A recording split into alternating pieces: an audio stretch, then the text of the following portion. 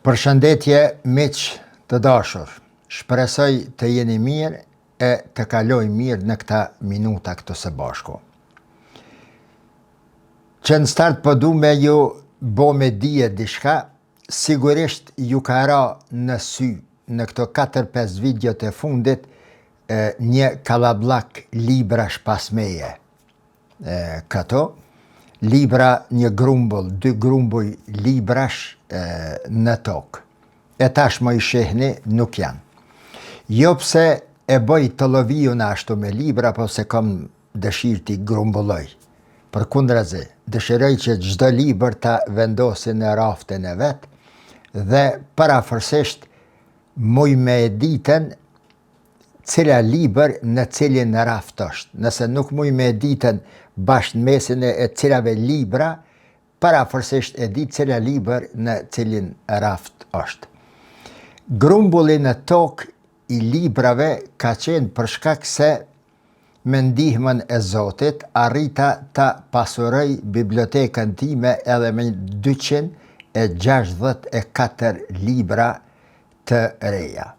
Me që nuk kisha vend ku mi rendit, derisa mi bënën raftat mi sëllën dhe sot e regullova dhe e ktheva pamjen si që zakonisht i kam bërë videot këto.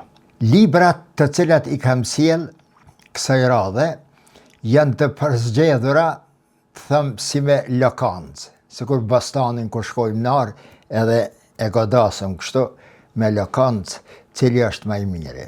Kam sjell prej jashtit në anglisht, në turqisht, në serbisht, në arabisht, kryesisht libra të politikave ndërkombëtare, marrëdhënie ndërkombëtare, lindja e mesme Shtetet e Bashkuara të Amerikës, lufta e re, lindje perëndim, Rusia, Kina, do studime serioze që janë bo, por natyrisht afër gjysma e tyre janë edhe studime moderne në islamistik. Ta shfrytëzoj momentin këto dhe ta përsëriti një gjë për cilën ju kam folë përpara dhe nëse guxoj me thonë ju kam porosit. Kam thonë se për me kuptue islamin sot ma mirë, ma gjanë dhe ma thellë, pa tjetër dohet me i lexue edhe studimet perëndimore mbi islamin, ama sidomos veçanërisht studimet, librat, shkrimet, artikujt e të konvertuarve në islam, të konvertuarve perëndimor në islam. Këndvështrimi i tyre është shumë dimensional, është impresionues, mbreslënës, sepse në këta njerëz të konvertuar në islam gërshetohet mendësia perëndimore, ajo mendësia që e do punën, e do rregullin, e do respektimin e ligjit, solidariteti, humanizmi i rregulluar sipas ligjeve që thëmë me këtë zhargonin ton shqiptar, jazi u bo edhe uji hec vetë më pastaj. Mendësia perëndimore e respektimit të ligjit, e të kohës, e të punës, e të çdo gjaje. E gërshetuar kjo mendësi perëndimore me atë brumin, thesarin, atë dritën gjigante të islamit si fe dhe dikur si qytetërim. Kur këto dyja bohën bashk, studimi i studiusit, libra e këti që e ka pranue fejen islame, e këti perëndimore, kur t'janish me lexu t'lepa gjom, e lyp natën me një ebazhore mbi tavolin, lapsin në dorë edhe me u knaq t'u lexue e t'u majt shënime. Pra po them, lapsin mos e lshoni prej dorës. Gjithmonë kur dëgjoni diçka, kur lexoni diçka, e shkruani gjëra, sepse kur shkruan e mban mend 3 herë më shumë se sa vetëm kur e lexon. Prandaj miq e kolegë të mi, hoxhallar, ju porosis, më lejoni të ju porosis të gjithve, juve, dëgjuesve në përgjithësi, që mos u ndalni vetëm tek dietarët e së kaluarës islame. Ka thënë filani me u knaq, pse ose me u vet knaq, mos ta me mashtru veten.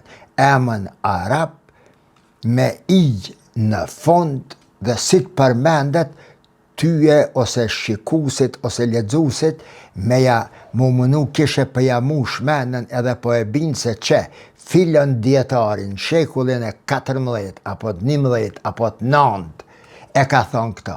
Po në rregull, respekt për çdo kontribut.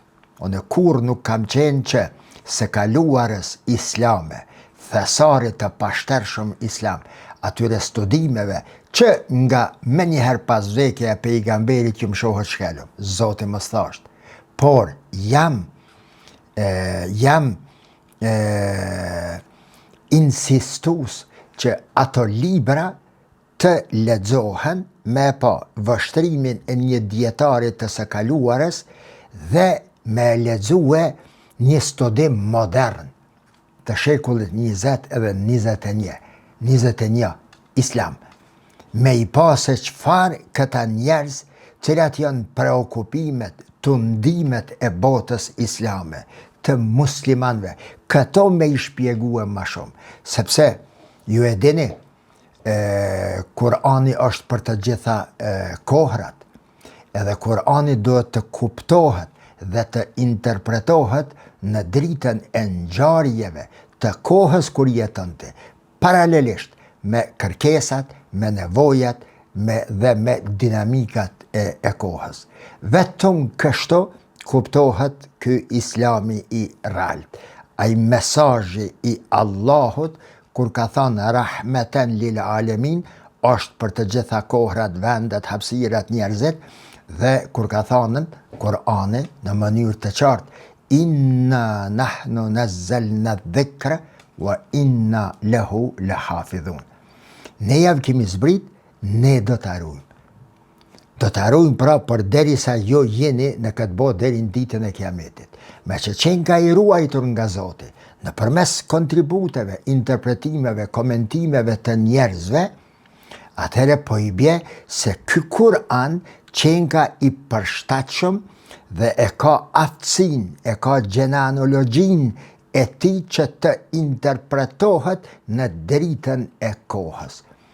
Dikush ma pati marë ma pati shtrembëru atë vizionin tim në atë studimin që e pata botuar nevoja e reformave në interpretimin e islamit. Para 10 vjetë ka. Qysh po do me bo kë reforma në islam. Të ke fundit se hala se nisa temën për cilën po flas. Të ke fundit o meq, ju e keni lexuar shkrimin Hazreti Omeri për Omerin radiallahu anhu që e kam e pataboa. Në kohën e ti, Sovjet me njerë mas pejgamberit, 52 reforma, 52 të reja, bidati Hasan, të reja, risi të reja i ka bo, të cilat si ka bo as Ebu Bekri para ti e as Muhammedi a.s. Sepse dinamikat e jetës e kohës e pejgamberit kanë qenë krejtësisht tjera. Kur'anin dhe Sunetin e ka përdor si bazament dhe shtyll mbi të cilën në të cilën është mbështet dhe është përqendruar mbi të, pastaj sipas nevojave dhe dinamikave të kohës vet i ka interpretuar. Nuk është e rastishme thënia e pejgamberit, hadithi i pejgamberit alayhi salatu wasalam se në çdo shekull do të ketë një mujaddid, një i cili e ripërtrin islamin.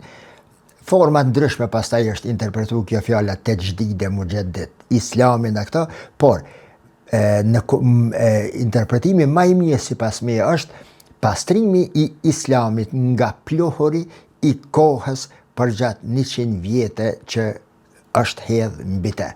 Ato të cilat nuk janë burimore të tij, shtrembërimet, nevojat, mashtrimet, çfarë do qofshin. Pra, Islami është feja që i nevojitet edhe njeriu sot dhe të interpretohet Islami sipas nevojave, dinamikave, kërkesave të sotshme, të flet me gjuhën e sotshme. Vazi kur tregohet. Po mje keq ka njere kur hajde mos thëm të na këtu, na për vendet të ndryshme. Miren taman ligjeratën gjysore, 1 orë, në kanal YouTube, dikon. Fol gjana për cilat, o vallahi, as natën e vorrit, e as atje as në ditë kiametit, në ditë masherit Zoti s'ka më të pyet. Sene kurgjesh. Artikuloj e shpjegimin e fes me gjuhën dhe terminologjin e sotshme, o vllavi jam. Tregom çka më nevojitet mua Islami në fakultetin pedagogjik, në fakultetin e mjekësisë, çka i nevojitet mjekut, inxhinierit, shoferit, sportistit, qytetarit të lirë, plakut, në kohën të cilën ai është duke jetuar. Raporti Islamit me dinamikat e tanishme. Pra, përveç asaj thirrjes së vazhdueshme që e bëj, të zbritet Islami në tokë dhe të flitet me gjuhën e tokës, me shembujt e tokës, me patjetër të flitet me gjuhën e së përditshmës në të cilën sot e jetojmë. Nëse jam gabim dhe po e egzagjeroj, ju jeni ata të cilët i dëgjoni dietarët, hoxhallarët, ata, çka flitet në për ligjerata, çka spjegohet në për ligjerata, e pastaj mund të thoni se po Mustafa Bajrami këtu e ka teprua, po nuk ja ka qellue. Gjithsesi, miq. Është thonë edhe nga unë shumë herë se feja është komponente e rëndësishme e jetës së njeriut. Edhe e njeriut si individ, por edhe si pjesëtar i shoqërisë. Diku ma shumë e diku ma pak, por gjithsesi feja luan një rol shumë të rëndësishëm në rregullimet e ndryshme shtetënore. Kur jemi tek lindja e mesme, me që më shumë flas për atë pjesë të botës dhe ndërlidhjet e saj me politika ndërkombëtare, sidomos në lindjen e mesme, feja është një rregullatore shumë interferuese në jetën e shoqërive të atjeshme. Në kohë të ndryshme, miq, e sidomos përgjatë kohës së komunizmit, ku me gjithë komunizmin merr frymë edhe rryma apo tendenca ateiste, fillojnë të përhapen qëllimisht, të lansohen, të futen në tregun e shoqërive të ndryshme, ideja se feja, Zoti ka vdek po se po, sipas Nietzsches, po feja është opium, është e stopon zhvillimin shoqëror, e pengon individin, nuk do të jetë pjesë e shtetit, laicizmi, sekularizmi, mishmash e kaçamak, termesh gjanave të ndryshme deri në ato përmosa, sa lexuesi dhe dëgjuesi i pa informuar paraprakisht vërtet të dyshoj në fen dhe ta pranoj si diçka të papranueshme, të panevojshme. Po ja zbuloj një sekret të zbuluar. Sa herë që dikush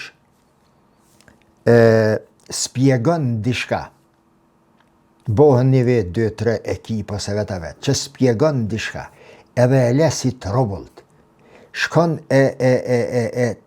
të shashtris me terminologjie, fjale, teorie, sene, thjesht ta bën mjegull ato që mos me mund kërkon me kapën, dije se ka sherr aty. Për shembull puna e kosovarizmit, miq.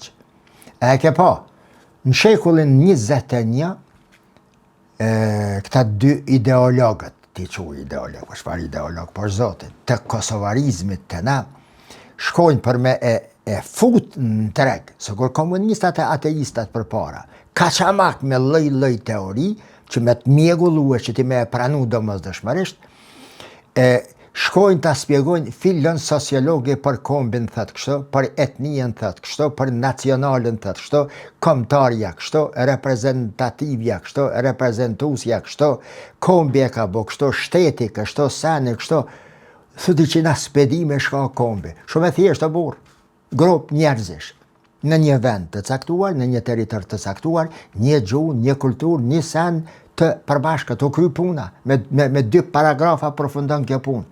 Aty kur bëhet kaçamak, kur trubullohet, aty ka sherr. Thjesht ty me të shkëput nga trungu i fesë tek ateistët dhe komunistët dhe me të shkëput nga trungu yt kombëtar, që për shekuj të tërë, që nga koha i lire, shqiptar dihen se janë shqiptar. Unë të bohen 10 shtete aty, shqiptar. Kosova shqiptare, Shqipëria shqiptare, ajo etnike, multietnike, shka dush thuj, shqiptar është, edhe pik, nuk ka nevoj. Pra, ta keni parasysh, edhe në debate televizive kër e shet dikon, e përzin, dije se ka sherr aty, këtë du deshta ta them. Pra, tendenca për me e mohue rolin e fesë, si një arterje e shoqërisë në përgjithësi, ka qenë tendencë komuniste, ende është tek ne shqiptarët, po e njëjta, ajo është ma shumë slavoruse komuniste, po e njëjta, po tash vepron në përmes dishka ma bot që pranohet në perëndim, ateizme. Edhe çka bojnë këta? Këta shkojnë edhe e marrin si shembull botën ose shoqëritë perëndimore, se ateizmi po rritet se kështu, se kënej, se mashtrime janë këto.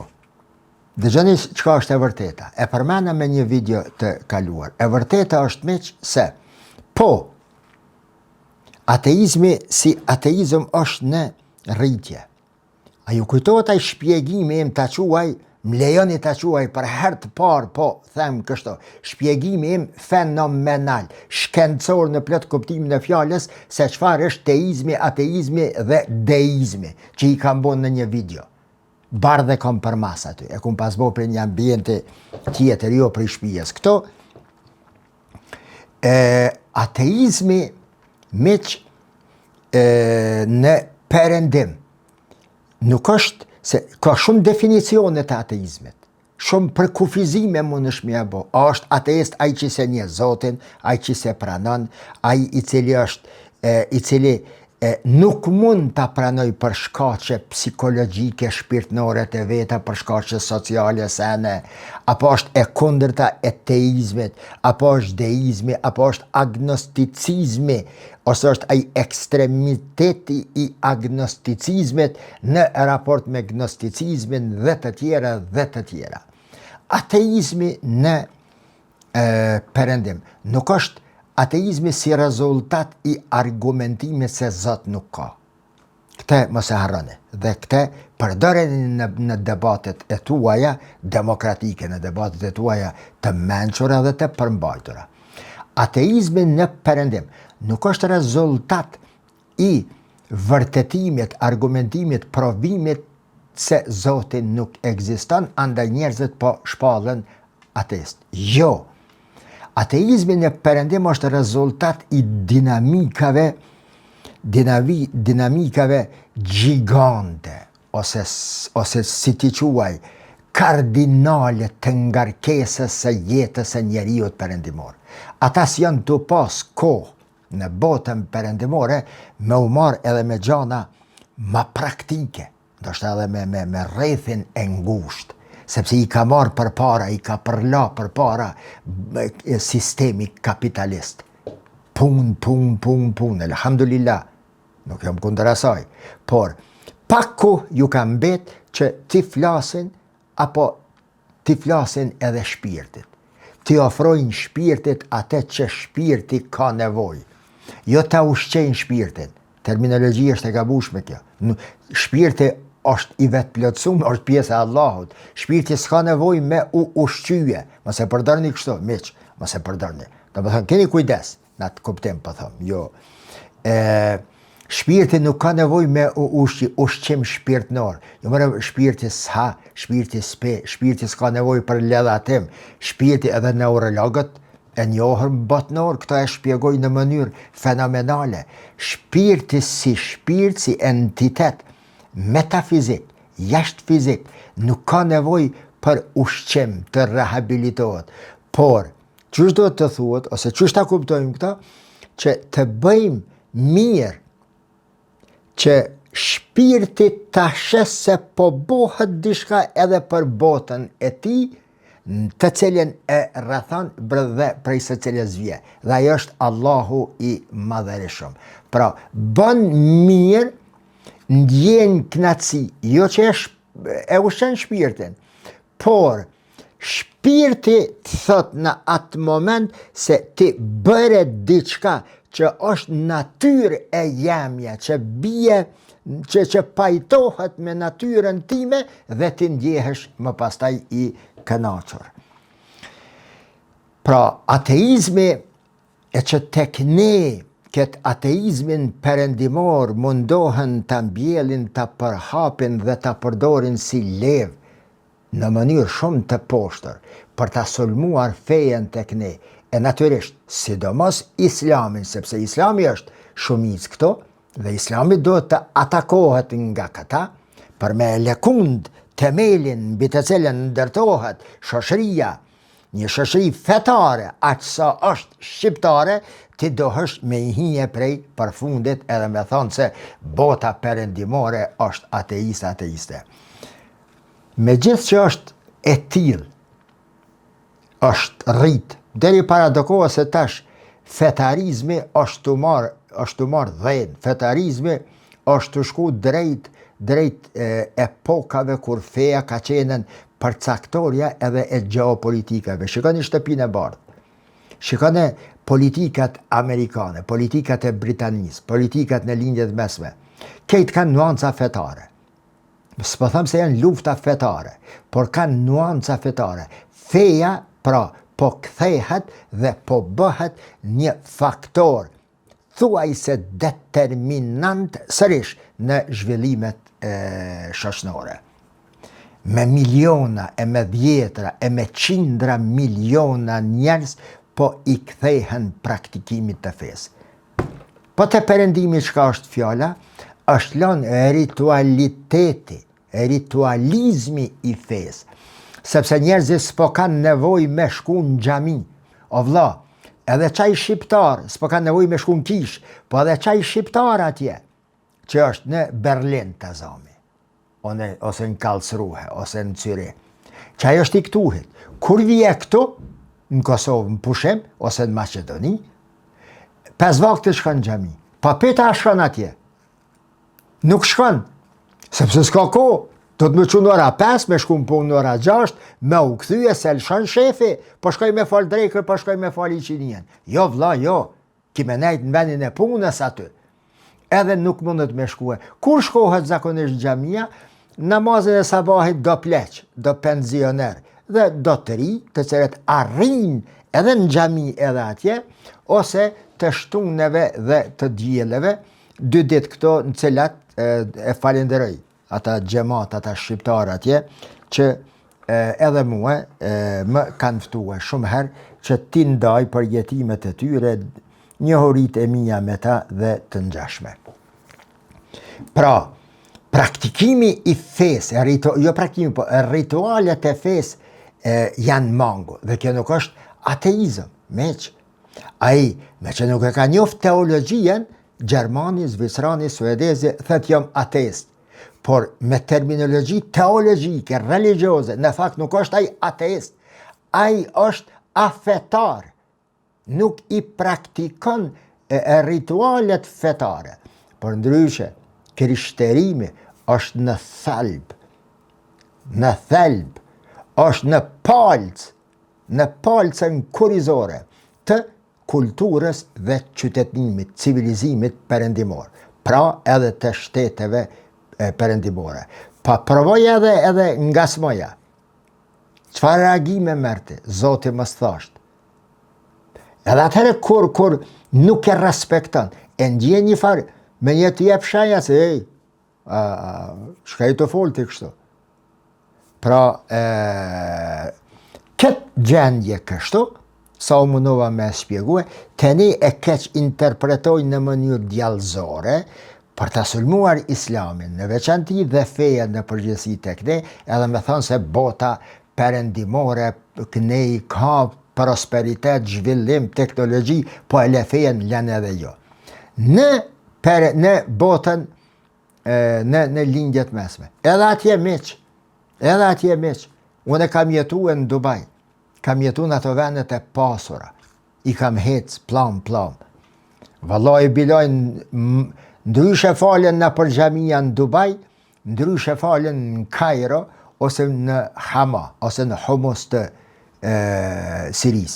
Xhamien e ki plot në Kairo, në drek, ose një qeni. Në Dubai jo, përshka, sepse në Dubai s'kishe ko, s'kishe mundësi jo ko, po s'ki mundësi me shku në xhamin që atë ko, vlavijem. E tash me thonë se kjo ma pak muslimona, Zotin e rujt. Për këtë arsye në shumë herë ku më shpjegue se këto feja është, në pyetja se çfarë është feja, çfarë është Islami. Islami është një shkollë ndër më të mirat, por jo vetmja, edukative për njeriu, për fisnikrimin moral, edukimin moral fillimisht të njeriu. Me bo do me thonë njeri çfarë do profesioni që është. Para së gjithashtë të jetë njeri, ritualet apo farzet, namazi, ajo, pes farzet e islamit, janë pes shkolla, apo pes stacione karburantesh për ta ndihmuar njeriu në jetën e tij të përditshme. Në sabah e fal namazin, e mush me karburant, me energji hyjnore shpirtin tën, me të nevojit, sikur makina që i dohet nafta, dizelit të rinë ndrek rrugës, pastaj nalesh edhe akumulon prap, pastaj një qeni, pastaj me zeqatin, pastaj në Ramazan, prej një Ramazanin tjetër, pastaj në haqj me pa atë vend gjigant, atë Arafat për të cilin Allahu ndër të tjera e kalon që të jenë kombet e bashkuara aty. Dhe jo të jenë vend vetëm sa për numra, 2 milion, 5 milion, 7 milion. Arafati, qabja, tavafi, ajo silja rreth qabës është lanë që të sillet rreth një synimi, të sillet rreth vendit, rreth Bejtullahit, shtëpisë së Zotit, emrit të Zotit, fuqisë së Zotit, dashurin për Zotin, që të sillen rreth atyhet, rrotullimi ka një simbolik shumë të madhe në çdo shkencë, mbas edhe në tasavvuf. E ke pa ata që sillen kështu, nuk e bojnë prej padyturisë. Silja, rrotullimi rreth diçkafit është sistem jete, pra sillen aty. Feja pra nuk është refuzu dhe nuk është hedh në koshin e mbeturinave në perëndim. Dhe këtë nuk do ta kisha dëshiruar kurrë, dhe më vije keq nga ata njerëz në perëndim, të cilët kanë ra viktima e dinamikave, atyre njerëzve që e dojnë fen, praktikimin, ritualizmin fetar, kanë rënë viktima të dinamikave të jetës së tyre. E bona këtë shpjegim për të ardhur te thelbi i temës mas 20 e dishka minuta, po edhe kjo mendoj se është e nevojshme. Lutem tek Allahu i madhreshëm që këto të cilat i dëgjoni prej meje dhe ato të cilat unë i lexoj si komente dhe prap ju bëj thirrje që komentet rreth këtyre videove ti bëni nën këtë video në kanalin tim në YouTube, se s'po moj miq, s'po mle koha e mundësia me u përqendru në shumë vene. Aty bëni komente, se nuk ka koment të cilën unë nuk e lexoj. I komentoj, e la për masanej, kom ko, por aty bëni komentet. Pra, lutje tek Allahu që të jemi të dobishëm për njëri tjetrin. Unë të mësoj prej juve, duke shtru pyetje aty, duke e treguar mos pëlqimin tuaj, pëlqimin, lavdatën, ju falenderoj shumë ata të cilët po më përshkruajnë, po më falenderojnë me fjalët më të përzgjedhura. Allahu ju nderoft, ju shpërbleft sidomos juve dhe të gjithëve të cilët po i kontriboni këtij ta quaj mediumi, hapësire mediatike e jona e përbashkët. Feja pra. Feja po hin tem në thelb, se në tem isha, për minutës parë. Po hin thelb. Feja pra miq, edhe sot e kësaj dite është relevante për njeriun si individ dhe si pjesë e shoqërisë dhe për struktura shoqërore në përgjithësi. Dje, dëgjoni tash, lajmi që mori dhënë dhe e shokoi botën. Ish këshilltari i presidentit të Shteteve të Bashkuara të Amerikës, Donald Trump, Mr. Steve Bannon, propozon që një shtet i tretë për të krishterët të themelohet aty ku po flitet që të bëhen dy shtete bri njëra tjetrit, Palestina dhe Izraeli. Pra, një copë e Izraelit të tanishëm propozohet në Washington dje që të bëhet edhe një shtet i krishter.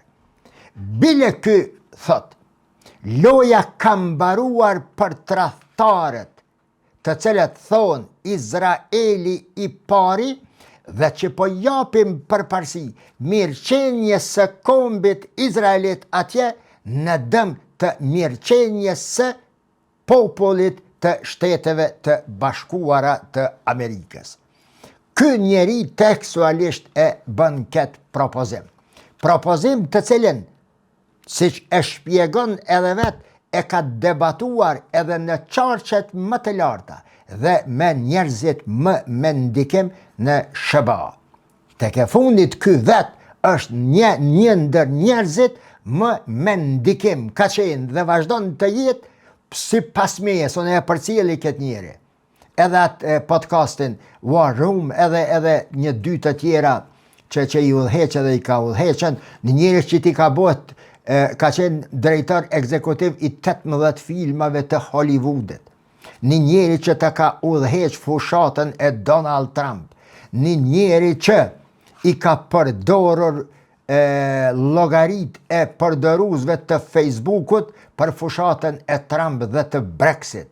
Një njeri i cili ka qenë parafërsisht truni i Donald Trump e thot këte. Dhe ky njeri, këtë çështje, këtë temë e ka dëgju dhe e ka trajtu, e ka diskutu edhe me të tjerët. Për me pra peshën e kësaj fjale, në pak fjali, kush është ky burr i botës? Kush është ky Bannon? Ky ka qenë dikura oficer i marinës së SBA-ve 1977-1983. Ka qenë strategu kryesor i shtëpisë së bardhë në 8 muajt e parë në periudhën e parë të Donald Trump dhe ka qenë interpretatori dhe përgatitësi kryesor i diplomacisë amerikane brenda strukturave të shtëpisë së bardhë. Do me thonë, ka lujt me trunin e Donald Trumpit. Nga viti 2019, Bannon e udhëheq podcastin War Room. Shikone ka një herë, ke çka dëgjon, edhe i shes se me kanë ullet edhe çka bisedon. Në vitin 2010, Bannon bëhet nënkryetari i Cambridge Atlantica, ajo firma që mbledh të dhëna nga përdorues të rrjeteve sociale dhe që më pastaj përdoren për zgjedhje të ndryshme në përbot, që i jetës njeriu ndamar vëllai. Në vitin 2016, Bannon bëhet drejtor ekzekutiv i fushatës presidenciale të Donald Trump, pastaj ndahen me Donald Trump për shkak të mos pajtimeve të tyre, sidomos në establishmentin e brendshëm. Ky e ka udhëzuar Donald Trump se hinjo fshinsë, me prokurore, me gjykatëse, me ushtarake, nëse do me shpëtu Amerikën, hinjo fshinsë. Kundër këtij ka dalën edhe Jared Kushner, edhe sa punë familjare aty, edhe i thojnë këtij që kaq kemi mujt me e bo. Teksa flet ky njeri, ka shumë shka flitet për këtë, muj një video të tërë me e boa. Teksa flet ky njeri për Gazën, për Izraelin dhe iden e kërkuar, e kaluar edhe në për këto në Kombët e Bashkuara, me rezolutat e Kombeve Bashkuara, ky njeri tani e ndjen veten të hendikepuar, sepse Netanyahu e shkatroi edhe kulturën dhe thesarin e krishter në Palestinë. Me kisha, me ato thjesht aparatura, makineria ushtarake e Netanyahut aty ka fshinj, bashkë sikur ISIS atje ku e ka pas në dorë. ISIS, ushtria e ISIS-it, çdo gjë që u konën e së kaluarës islame, thesare, kulturë islame, u munu me e fshije dhe e ka fshinj. Veç barë se kejtë jënë bidate ato. A jeni të e kuptue. Ky e ka shkatërue. Bane sa ky banon, vajton edhe thëtë se ne do të rinjallim vendin e varrit të Jezu Krishtit. Ne do të ndihmojmë frymën e krishter që ka qenë prezente dhe pjesë e thesarit dhe kulturës së popujve të lindjes së mesme. Bash i përmend Raqqa, e përmend Irakun, e përmend Sirinë, e përmend Egjiptin, e dëmtimi e disa kishave, vendet arabe. Thjesht ky po thet, përderisa palestinezët janë qështu, mesin e tyne ka edhe të krishter, përderisa izraelitët po dojnë me e boe visht veten, dhe më thënë, shiqo, ajo lidhja protestantiste, anglo-saksoniste, protestantiste me qifotët apo hebrejt e Amerikës që e krijojnë nacionizmin e përbashkët, nuk qenë i përshtatshëm edhe i mirë për krejt të krishterët. Dhe them botnisht, bota katolike s'paku zyrtarisht është kundër asaj që po ndodh në lindjet e mesme, kundër thesarit dhe kulturës e krishterë, sidomos bota ortodokse. Dhe ky zotninja, Steve Bannoni, po thot se do të me i boe 3 shtete. Edhe e thot tekstualisht, nëse kemi 2 shtete, apo dëshirojmë të krijojmë 2 shtete, Izraelin dhe Palestinën, pse të krishterët nuk janë pjesë e një marrëveshje aty? Pse nuk jemi, veta e parë shumës, nuk jemi aty për të mbrojtur trashëgimin tonë historike, trashëgimin e Zotit dhe të shpëtimtarit tonë Jezu Krishtit. Para së gjithash, për shkak të Bushit dhe të gjithë të tjerëve, ne shkatruam kishat e lashta në lindjet e mesme. Kishat në Irak, në Siri u shkatruan, në Egjipt gjithashtu. Kjo është një trashëgimi për të cilën ne duhet të jemi përgjegjës dhe të luftojmë ta rikthejmë. Kjo është në thelb lidhja që lidh kishën që filloi në shkretëtiren e lindjes së mesme me veprën e Shënpalit në Romë dhe më pas me krishterimin perëndimor në Evropë, i cili krishterim e formoi edhe themelin e Amerikës dhe SBA-n e sotshme. Këto janë fjalë të Steve Bannon.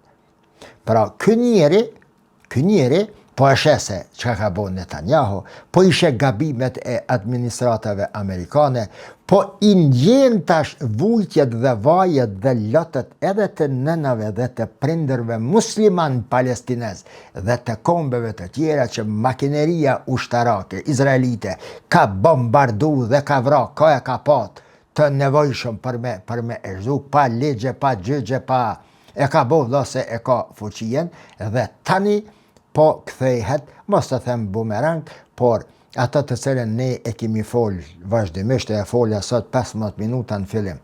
Feja kur përveç do vjet në Shqipni edhe ato politikisht si aparatur shtetnore, se e keni pa ditë që ka ra komunizmi në xhamin e Plumbit, a nuk e di Plumbit, atje në Shkodër, në xhami atje është thirrë ezani me njerë, njerëzit në burgje kanë vdek a gjenushëm, s'kan mujt kur me, ose nuk ka fuqin bo që mundet fejen me zhdu krejtësisht, sepse feja është pjesë shpirtnore e njeriut. Feja është buron në shpirt, sepse shpirti është prej Allahut, dhe ke fe të drejta të gabushme të shpikura, por feja shpirtit i duhet një ambient fetar për ta ndje veten komod. Shqipëria ka vra me minja, nuk mujti me zhduk fejen. E po mujnë këta islamofobat, e këta ateistat tonë që ka isha, ka flasën e ka shkrujnë, 3 fjali bezin më t'i thonë për ateizmet. Ateizme dhe s'ka zot. Ateizme, me njerë janis interpretimin alegorik të ateizmet. Ateizmi këtë Evropa, o spjegoma shka është ateizmi o vla. Ti që po më dëgjon, ti shpjegoma, shkruma si koment. Ama mos u merë qatë GPT atje. Shkruma 3 ose 4 paragraf. Qfar është shkencerisht, filozofikisht, në esencë, qfar është ateizmi dhe prototip i qkafit është ateizmi. Ta sho a jetu e kuptue ti vetë që e promovon ateizmin. Nejse, këtë thot se mendone për sulmin e Netanyahu të Izraelit mbi negociatorët e Hamasit në Doha, të Katarit, që e ktheu rrotën e historisë prapa.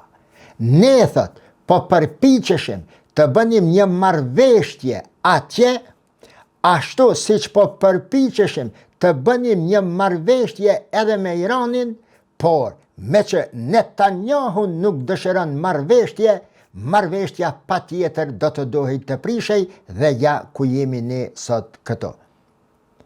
Dhe sa po të dal nga pushteti, fletë për Netanyahu këto, ai do të jetë si kur rasti i Big Dish Jamesit.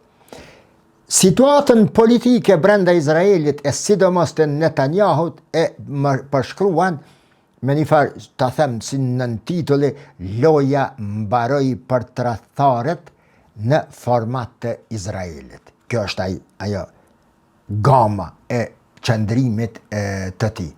Dhe thot se Netanyahu vazhdimisht po mundohet që ta shty, ta prolongoj ndaljen e luftës, që të krijoj kilifenca, që edhe kjo marrëveshje e arritur tani, ashtu siç është, e zbehur po, por me shpresa për paqe, që ta shkatroj. Sepse, thot ky, tekstualisht, sepse, thot ky, e di Netanyahu që sa po të mbaroj lufta, do të fillon hedhja në pa e hulumtimit të bëmëve dhe të këqijave dhe të krimeve dhe masakrave dhe genocidit që është bën në rajon dhe mbi palestinezët. Dhe natyrisht, njeriu i parë i cili do të mirret në pyetje, mbase është i kërkuar nga gjykata ndërkombëtare penale, është Netanyahu. Netanyahu me dhëmb dhe me thoj, fjalë tekstualit të tij, baja gjemoj men kështu, me dhëmb dhe me thoj, po mundohet që ta prolongoj edhe më tutje ndaljen e luftës në mënyrë që edhe pak ditë më shumë të mbetet ai si kryeministër dhe të mos e sheh vetveten prapa grillave. Si përfundim miq. Pezomi për të mirëqenë këtë çështje. A mund të krijohet një shtet i krishter aty? Dhe nëse po, nga kush? Nga palestinezët nuk ma mërmenja. Përse? Sepse miq, shumica dërmuese e palestinezëve janë musliman. E në këtë shumicë dërmuese shumica super dërmuese janë musliman sunnet. Shumica e palestinezëve, shumica dërmuese janë musliman, ndërsa në muslimanet shumica super dërmuese janë musliman sunnet. Ka pak nga Ahmedit dhe të tjerët. Shumë pak ka. Të krishter palestinez ka vetëm 6% nga tërësia e popullatës palestineze, të cilët i përkasin ortodoksizmit, katolicizmit, protestantizmit dhe disa sekteve apo ndarjeve, qarjeve të tjera të krishtera. Pastaj, pas të krishterve, 6% që thamë këtu janë të krishter, vinë dorzët dhe samaritanët. Dorzët herë thojnë jemi arab, palestinez, herë thojnë nuk jemi, herë thojnë jemi izraelit, herë, do me thonë, sun ju bjen fije ata, por ajo shka i bjen fije janë në shërbim të ushtrisë Izraelit. Një numër i madh i mashkujve të dorzëve, si në Siri, si në Palestinë, si në Liban, janë pjesë e makinerisë ushtarake të Izraelit dhe kjo nuk është e rastësishme. Përveç dorzëve, kemi samarit, janë pak, samaritët janë hebrejt palestinez apo palestinezët hebrej. Shqyqani tash, 94, 93, 95%, 90% po thomi, janë musliman, 10% këndej, nuk janë 10 po, 6 të krishter edhe një 4% të po përcaktuar se ne. Nëse të zomi janë 3 milion, edhe 10%, 6%, prej 3 milionve, 6%, me 180.000 banor me boshtet, plus ky banoni thotë se një pjesë e Kutsit e Jerusalemit do të jetë kryeqytet i të krishterve, ajo pjesa ku është aty monumenti i të Isës a.s. sikur në Beit Lehem. Përveç kësaj, miq, nga që ky 6% i të se ndoshta po ju lodhi me këtë, po i ra rani me e dëgjua dhe këtë punën e palestinezëve. Nga që ky 6% sa është në total i të krishterve, mrenda palestinezëve, 3.6% janë jashtë jetojnë. Veç 2.4% janë mrena. Dhe o shumë interesant, e kam fol me juve këto edhe njëherë, numri më i madh, margata më e madhe dhe më e fuqishme palestineze është, përveç vendeve arabe, është në Amerikën Latine. Dhe palestinezët e krishter, nga qaj 3% që janë jashtë, 80% të tyne janë në Kile. Margata palestineze ortodokse, si pas rendit lindor, ortodokse si pas rendit lindor, po ka edhe katolik janë të përqëndruar në Kili, ke edhe në Venezuel, ke edhe në Argentin, ish presidenti i Argentines Carlos Munaim, është palestinez, libanez nga Libani, ke edhe në vende të tjera. Në Venezuel, me të cilët kam pas mohabet sikur me juve, bile ju me kamerë këto në shpija e neja, në Venezuela gjetijo, ka palestinez musliman, të cilët kanë arri deri atje sa edhe dzeheroret e arit kanë qenë në pronësi të tyre. Bile njani për tyne ma ka pas dhënë një qysh nëzirët aty edhe kur shkrihet, një copë dvogël si dhurat, 10 grama, 20 grama, ty bendi, përshka jenë konë që ta të hidhëruar me Chavezin edhe Maduron, sepse Chavezi dhe Maduro i nacionalizoj dzeheroret e arit e të argentit, i nacionalizoj edhe naftën, industrinë e naftës, burimet e naftës, sepse e pa Chavezi edhe Maduro tash se Amerika ja ka vënue synin njërit prej vendeve më me pesh brenda OPEC-ut, Venezuela, që është kështu. Pashaporta e Venezuelës, miq, në kohën kur kam qenë une në, do me thonë, kur janë nisën pashaportat në Evropë, mos me u pranue, nuk e di, masi u bo Bashkimi Evropian. Pashaporta venezuelane 160 shtete është njoft, sepse një shtet i fuqishëm e tash gati veç ka s'ka nis lufta me SBA-n, sepse SBA po e akuzon Venezuelen se po nxit dërgimin e klandestinëve dhe emigrantëve dhe drogës me Kolumbien bashkë po e dëmtojnë Amerikën, Allahu alem ku është ajo.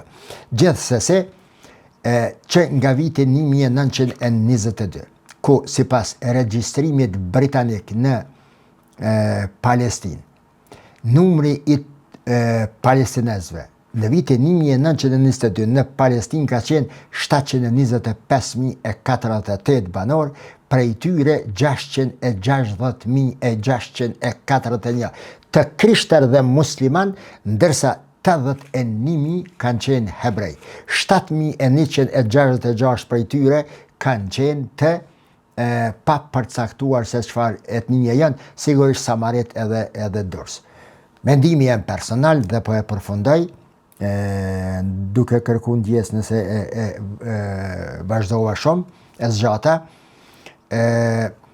Mendimi jem personal, sado që kjo kërkesa të bëhet shteti 3, është një bryll, kështu, Amerikan, kundër politikave të deritanishme të Netanyahut, sepse ky banoni thot,